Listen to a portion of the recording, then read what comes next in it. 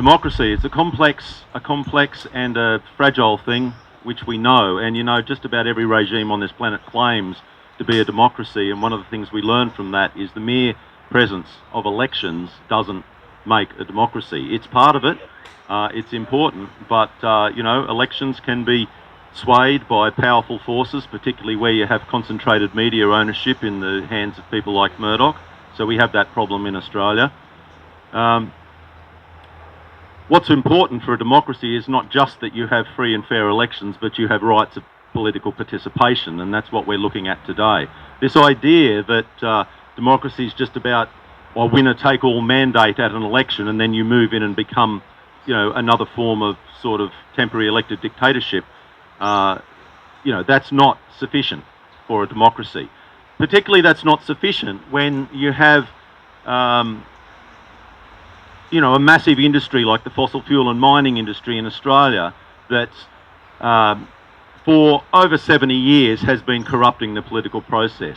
I mean, they have lobbyists permanently in the parliament, working professionally and well paid, influencing politicians. All of, you know, the two major political parties and the very small one, the National Party, that gets less votes than the Greens nationally, all line up for the money that comes from the fossil fuel industry. But damn, it's a good investment. I mean, for the hundreds of thousands of dollars that are handed to the first to the Liberals, then to the Nationals, and Labor third in line, for those crumbs that corrupt those political parties, the amount of subsidies are more than 10 to 1. So it's an incredibly good investment. And we know that businesses don't spend money unless they get a return, and we know that the fossil fuel industry gets an incredibly good return on its money. So looking at the history of anti-protest laws, which is something I've been studying obviously for the last few decades, one thing that stands out really clearly is that the current spate of anti-protest laws in about the last 15 years absolutely coincides with the rise of activism against the coal and mining industry. So, you know, for many years we were involved in trying to prevent the destruction of our forests, and luckily we were largely successful, and that's certainly paid off in terms of biodiversity, you know, carbon sequestration and the clean water that flows out of forests.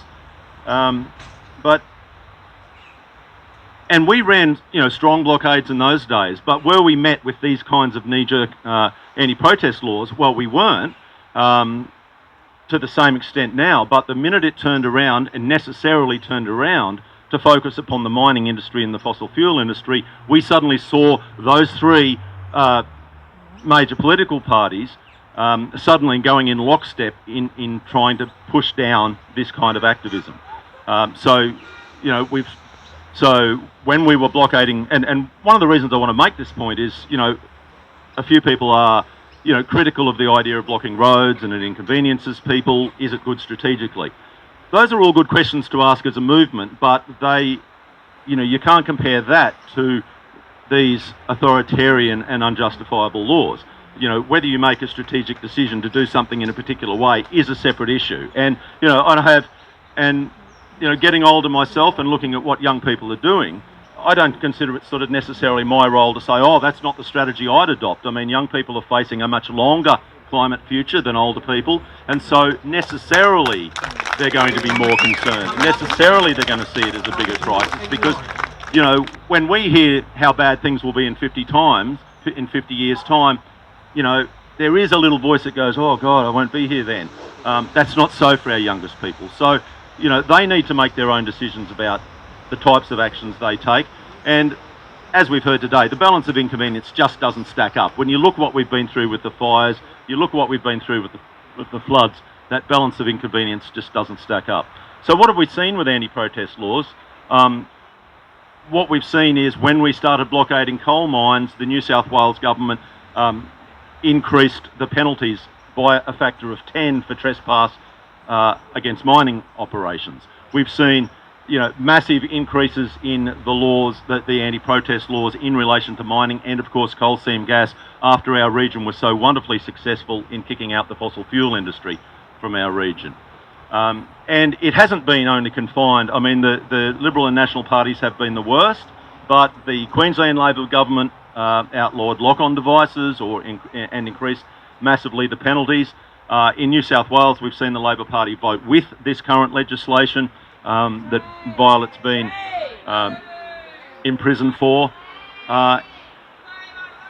And we've seen that also at the federal level in opposition. Some of the laws, the anti-protest laws brought in by the Morrison government, were also silently assented to by Labor. So, you know, it's like sort of a choice between evil or evil with a parachute sometimes when it comes to that kind of thing. And I think that's problematic. So we have to understand that, you know, we have to fight really hard for these things. One thing that, you know, I really think about when it comes to democracy and regimes is, you know, what are the markers of authoritarian regimes? And the markers of authoritarian regimes are this incredible viciousness of attack against protesters and against political opponents. Throughout history, you see this from authoritarian regimes. It's not the criminals, it's not the murderers, it's not the rapists, it's not the home invaders that are getting these attacks. It's always the political prisoners. It's always the political dissidents that are getting it. Whether it's in China, whether it's in Tibet, you know, wherever it is, Chile, you know, Nazi Germany, across the board, it's the political prisoners that really cop it. I suppose in Nazi Germany it was also ethnic, and that's what we're seeing in Australia as well. You take any comparison of penalties, and you're saying what they're handing out to Violet for blocking a road for 25 minutes to make a political statement is more than 15 months, is more than people would get for a violent home invasion. And you've really got to stop and think about that. Is our major political parties are really telling us that making a peaceful political statement on a road that causes some traffic disruption is worse than a violent home invasion. And that's what they're telling you. So, and that is a classic marker of authoritarianism, this harsh hand against dissent, way harsher, way more focused than the hand that goes against regular crime. So instead of really assessing crime on the basis of what it really does to the community, we're looking at it in terms of how it inconveniences a particular industry. The other big marker of authoritarianism is corruption itself. And when we look at this country, for 60 years, the mining and fossil fuel industry has had the major political parties of both sides in their pocket. Now, we saw that with the Whitlam government. The minute they took on the idea of buying out some of the mines, that's what sort of brought about the end. We saw that with the Rudd government. The minute they tried to bring in a super profits tax, the mining industry turned around and the eye of Sauron immediately fixed upon the Rudd government, and within months he was out. And there was a mining conference in South America where they were actually joking privately that it was cheaper to get rid of an Australian Prime Minister than it was to get rid of one in Latin America. The cost of corruption in Latin America is actually higher than it is in Australia. Because really, I mean, these hundreds of thousands of dollars that they give to our political parties, they're quite small, particularly compared to these subsidies. You know, the $22,000 of subsidies that was actually given to the fossil fuel industry while Violet sat there for 25 minutes. It's outrageous. So what we've got is this authoritarianism that's attacking peaceful protest, and it's specifically attacking it because of the corruption that is endemic in the major political parties. So yes, we have elections. Yes, we have elections, and yes, we have a parliament, but when we know that the major political parties in our parliament live on a diet of funding, political funding and corruption, and have done so for 60 years, we know that we don't have, you know, an effective process by elections alone. And as a result, we need to go to the second stage of democracy, which is political participation, direct action and protest.